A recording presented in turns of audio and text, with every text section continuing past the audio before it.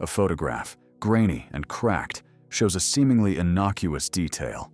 A solitary Vought F4, U Corsair, its wings folded, silhouetted against the twilight sky over Guadalcanal in late 1942. Yet behind this quiet image lies a paradox. The Japanese Zero, revered for its agility and dominance in the Pacific, was being systematically outmatched by this bulky American fighter. A fact hidden in intercepted radio fragments, broken mid-transmission, hinting at confusion and disbelief. How could a plane, initially dismissed by Japanese intelligence as cumbersome and ill-suited for dogfights, come to dismantle the myth of Zero invincibility? The broken radio intercepts, with their garbled warnings of impossible speeds and unexpected firepower, suggest a truth long obscured by pride and underestimation. Why did Japanese command fail to grasp the Corsair's deadly potential when it was already rewriting the rules of aerial combat? What was concealed behind the facade of their early assessments? Was it arrogance, misinformation, or a deeper strategic blindness? The shattered remnants of these communications beckon us to unravel a story of misjudgment that shifted the balance of air supremacy across the Pacific. In the early months of 1942, as the Imperial Japanese Navy expanded its reach across the Pacific, the Corsair was a subject of skepticism among Japanese military analysts. The Zero, with its sleek design and superior maneuverability, had already cemented itself as the dominant fighter. Intelligence reports, relying heavily on captured fragments and pilot testimonials, painted the Corsair as a bulky, slow-turning behemoth, incapable of matching the Zero's agility. A blueprint seized from a downed Corsair, annotated by a Mitsubishi engineer, reveals a focus on the plane's perceived vulnerabilities. Its long nose, the complex gull-wing design, and the unwieldy Wright R2800 double wasp engine. Japanese tactical manuals advised pilots to exploit these obvious weaknesses, recommending aggressive dogfighting tactics to overwhelm the Corsair's slower turns. However, these estimates were based on incomplete data and underpinned by an undercurrent of cultural bias against American engineering philosophies. What was really behind this underestimation? Did these flawed assumptions stem from a failure to anticipate the Corsair's true capabilities, or was there a strategic misdirection designed to mask internal uncertainties? The artifact, the annotated blueprint, hints at a disconnect between frontline realities and high command's understanding, raising questions about intelligence failures in the early war months. The Corsair's design embodied a radical departure from conventional fighter concepts. Its 13-foot, two-stage supercharged engine and 4,000 horsepower output powered a top speed exceeding 400 miles per hour, unmatched in the Pacific theater at that time. The aircraft's distinctive inverted gull wing, a structural necessity to accommodate its massive 13-foot propeller, gave it a menacing silhouette but complicated pilot visibility and landing approaches. Armament was formidable. 6.50 caliber M2 Browning machine guns, delivering a concentrated volume of fire rarely seen before. Yet, the Corsair's size and weight, over 12,000 pounds when fully loaded, made tight turning difficult, a perceived Achilles heel exploited by Japanese pilots. Maintenance crews often complained about the complexity of its hydraulic landing, gear, and tendency toward brittle wing spars under stress. These technical nuances contributed to the initial Japanese belief that the Corsair would be ineffective in dogfights against the nimble Zero. But what did this assessment overlook? Could sheer speed and firepower compensate for lack of maneuverability? Did the Corsair's robust construction and pilot training programs shift the balance in unexpected ways? The juxtaposition of its physical bulk against lethal precision raises the question: was the Corsair an underestimated weapon of strategic disruption or merely a brute force anomaly in a war dominated by finesse? The first real test came in November 1942, during the grueling Guadalcanal campaign. U.S. Navy fighter squadrons, newly equipped with Corsairs, engaged Japanese Zeros over the Solomon Islands with mixed expectations. Squadron commanders, bracing for heavy losses, were stunned when pilot after pilot reported success in outspeeding and outgunning their foes. Radio logs from the 1st Marine Aircraft Wing capture terse clipped reports: Zero down at 10 o'clock, heavy damage. Corsair performing beyond specs, unexpected survivability. Yet official Japanese reports, filtered through layers of censorship, portrayed these encounters as isolated setbacks, attributing losses to pilot error or mechanical failure rather than tactical inferiority. Photographs from the airfields reveal the Corsair's battered but resilient frames, bearing bullet holes and scorch marks, silent testimonials to fierce dogfights. How did frontline reality diverge so sharply from official narratives? Why did Japanese command continue to dismiss the Corsair's threat, even as their pilots faced mounting casualties? The fractured radio intercepts and contradictory field reports invite us to question the integrity of wartime intelligence and propaganda on both sides. As Corsair kill counts rose, Japanese tactical manuals underwent surreptitious revisions. Pilots were instructed to avoid prolonged turning engagements, instead adopting boom and zoom tactics, diving attacks followed by rapid climbs, to counter the Corsair's superior speed and firepower. Efforts to retrofit Zeros with additional armor and improved armament were rushed, but these modifications often compromised the Zero's defining agility. Radio transcripts from a squadron commander instructing pilots to maintain altitude and avoid horizontal dogfights underscore a strategic pivot born of necessity. Simultaneously, Mitsubishi engineers worked feverishly to develop the A6M5 series, incorporating thicker armor and more powerful engines, though these changes arrived too late to reverse the tide. But even as these countermeasures took shape, the Corsair's pilots refined their tactics, exploiting their aircraft's dive breaks and climb rates. A chilling map, annotated with kill zones and sortie frequencies, reveals the deadly choreography of air battles across the Solomon Islands. How effective were these Japanese adaptations? Did the Corsairs' evolving tactics render their countermeasures moot? And what does this tactical cat and mouse tell us about the limits of technology and doctrine under the pressures of war? By mid-1943, the air war over the Pacific had reached a critical inflection point. The Corsair had proven itself not only resilient, but decisive in multiple key battles, including the defense of the Gilbert Islands and the push toward the Marshalls. U.S. Navy and Marine Corps squadrons reported kill ratios as high as 14-1 against the Zero, a staggering figure that contradicted earlier beliefs about Japanese aerial supremacy. A declassified operational map shows the shifting front lines, overlaid with the increasing density of Corsair missions. Meanwhile, Japanese airfields faced severe shortages of experienced pilots, their training programs curtailed under relentless Allied pressure. Intercepted communications reveal growing desperation. Pleas for reinforcements, acknowledgments of unprecedented losses, and orders to conserve fuel and aircraft. Yet, even as Japan scrambled to adapt, the Corsair's combination of speed, firepower, and ruggedness had irrevocably altered the calculus of Pacific air combat. How did the loss of air superiority impact broader strategic operations?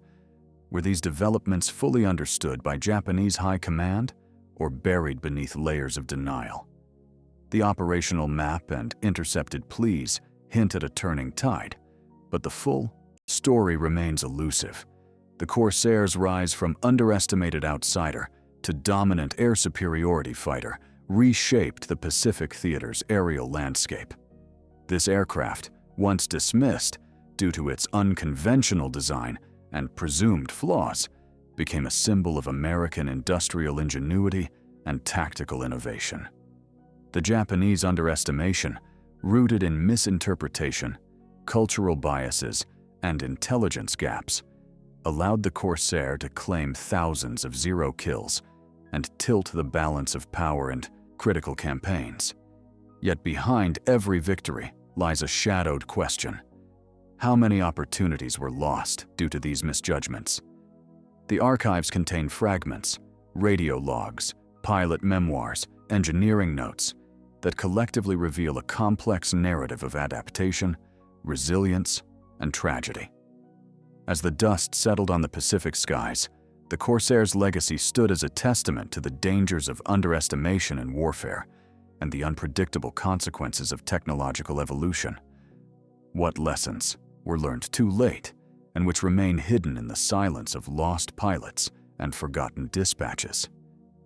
These questions linger, inviting further exploration in the shadows of history. Each episode is a document I pull from the dust of the archives. Share your own stories. Many of you have relatives who lived through that time, and your words help connect personal memory with archival evidence. Stay curious. Subscribe so you don't miss the next episode tomorrow. Beneath the surface of the Corsair's battlefield success lay a less visible but equally crucial factor: the training and mindset of its pilots. Unlike their Japanese counterparts, whose early war victories bred a sense of invincibility, American airmen faced a steep learning curve. Training programs evolved rapidly between 1942 and 1943, integrating lessons from combat reports and debriefings. Flight manuals were rewritten to emphasize energy tactics, using speed and altitude to control engagements rather than turning. Dogfights. In one recently unearthed training film, a Corsair pilot demonstrates a complex boom and zoom maneuver, diving from 20,000 feet to attack a zero before climbing back to safety. Meanwhile, oral histories from squadron commanders reveal a growing confidence, born not only from the plane's capabilities, but from a cultural shift toward disciplined aggression and cooperation. This contrasted sharply with Japanese pilot doctrine, which continued to emphasize individual skill and close quarters combat, often leaving formations vulnerable. How did these differing philosophies influence the outcomes of encounters? Could the Japanese emphasis on maneuverability have been neutralized not just by hardware, but by evolving tactics and teamwork? The interplay of pilot psychology and machine performance adds a layer of complexity to the Corsair's rise that remains underexplored in official records. Simultaneously, logistical and industrial factors shaped the Corsair's operational impact. The Wright AIR-2800 engine, while powerful, required meticulous maintenance under harsh Pacific conditions, a challenge compounded by limited spare parts and experienced ground crews early in the war. Yet American industrial output, with its vast scale and efficiency, ensured a steady flow of replacement aircraft and components. Photographs from remote island airstrips show mechanics hunched over Corsair engines, their hands stained with oil under sweltering sun, performing rapid repairs that returned damaged planes to the sky within hours. In contrast, Japanese logistical lines stretched thin, with supply ships increasingly vulnerable to Allied submarine attacks and air raids. The disparity in maintenance capabilities meant that even heavily damaged Corsairs could often be restored, while Zeros were lost to irreparable damage or lack of parts. Did the Japanese High Command underestimate the strategic importance of this sustained operational tempo? Could the emphasis on pilot skill have blinded them to the silent but decisive war fought in hangars and workshops? The juxtaposition of battlefront heroics and behind-the-scenes endurance reveals a hidden dimension of aerial warfare, often overshadowed by the spectacle of dogfights. By late 1943, the psychological impact of the Corsair on Japanese pilots was undeniable. Intercepted radio chatter, fragmented but revealing, captures moments of hesitation and uncertainty rarely admitted in official dispatches. Corsair at R6, too fast, too heavy fire. Annotations on a decoded message from a squadron leader express frustration at the unpredictable tactics and superior firepower of the American fighters. The aura of zero invincibility, carefully cultivated through propaganda and early victories, began to erode. Pilots faced a stark choice: adapt or face annihilation. Yet, despite these warnings, Japanese training programs struggled to keep pace. New recruits, often rushed into combat, lacked the experience and confidence to counter the Corsairs' aggressive strategies. Meanwhile, psychological warfare intensified. Leaflets and broadcasts aimed at undermining pilot morale circulated widely. How deeply did this mental attrition affect combat effectiveness? Was the psychological dimension of the air war acknowledged by Japanese commanders or dismissed as defeatist? The fractured radio intercepts and morale reports hint at cracks beneath the surface, suggesting that the Corsairs' influence extended beyond physical destruction to the very spirit of Japanese airmen. In the realm of intelligence, the initial Japanese failure to accurately assess the Corsairs' capabilities had cascading effects. Allied codebreakers, intercepting Japanese communications, noted persistent underestimations and misplaced confidence in Zero performance.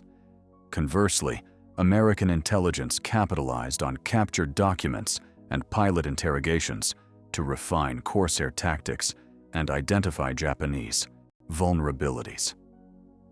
A recently declassified report details how reconnaissance pilots mapped Japanese airfield defenses and sortie patterns, enabling targeted strikes that further degraded enemy air power. This intelligence war created a feedback loop. Japanese commanders, misreading the threat, committed resources inefficiently, while American forces optimized deployment and training. Yet some Japanese officers suspected espionage and misinformation campaigns aimed at sowing confusion. Were these suspicions justified, or did they mask deeper systemic failures in Japanese reconnaissance and analysis? The interplay between intelligence gathering and tactical adaptation emerges as a crucial yet shadowy battlefield in the air war, a contest fought not only with guns and planes, but with secrets and deception. The Corsair's design also evolved in response to combat feedback, a process often overlooked in Japanese assessments. Field modifications, such as improved visibility canopies and reinforced landing gear, addressed pilot concerns and operational challenges. Engineers incorporated lessons from carrier operations, enhancing the plane's ruggedness and reliability.